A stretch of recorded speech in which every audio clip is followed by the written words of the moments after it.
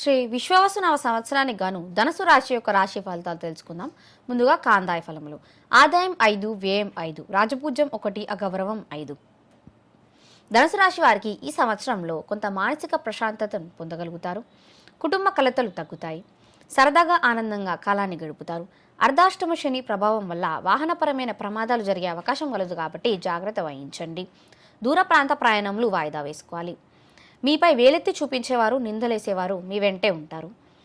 వృత్తిలో నూతన వ్యక్తుల పరిచయాలు లాభిస్తాయి. ఆర్థికంగా కొంతవరకు స్థిరపడతారు.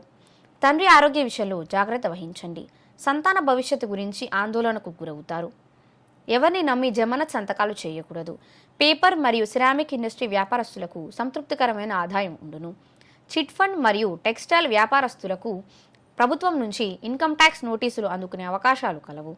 వెండి మరియు బంగారం వ్యాపారస్తులకు మీ తెలివితేటలతో అధిక లాభాలను పొందగలుగుతారు. వ్యవసాయ రంగంలో ఉన్నవారికి యోగకాలము. విద్యార్థులకు సత్ఫలితాలు ఉండును.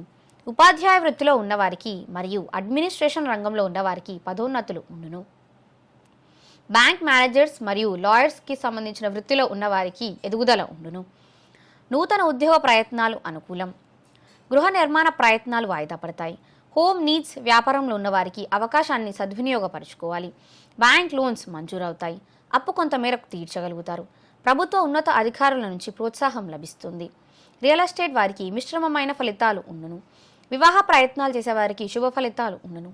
సంతాన ప్రయత్నాలు చేసేవారు శుభవార్త వింటారు. కుల వృత్తిలో ఉన్నవారికి యోగకాలము. కోర్టు కేసుల విషయంలో మీకు మద్దతు లభిస్తుంది. పూర్వాషాఢ నక్షత్ర స్త్రీలకు నడుము నొప్పి ఒక సమస్యగా మారుతుంది. మూలా నక్షత్ర జాతకులకు తండ్రితో ఆస్తిరీత్యా తగాదాలు ఏర్పడతాయి. గర్భిణీ స్త్రీలకు మంగళవారం నాడు జాగ్రత్తగా ఉండాలి. ధనుసు రాశి వారు శనికి మరియు కేతుకి గ్రహజపంను జరిపించి తగు దానములు ఇవ్వవలను. నిత్యము హనుమాన్ చాలీస మరియు వెంకటేశ్వర స్వామి ఆరాధన చేయడం చెప్పదగిన సూచన.